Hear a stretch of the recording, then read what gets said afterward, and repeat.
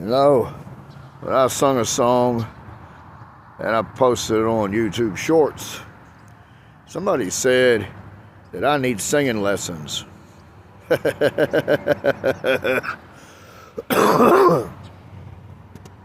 Well, what they don't realize is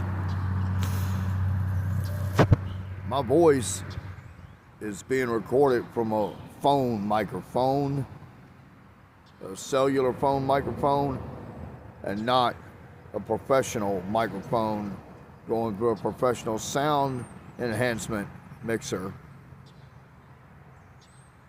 When your voice runs through a mixer and they adjust the frequencies of your voice and add sound effects to it while you're singing through a professional microphone, that changes your voice very much.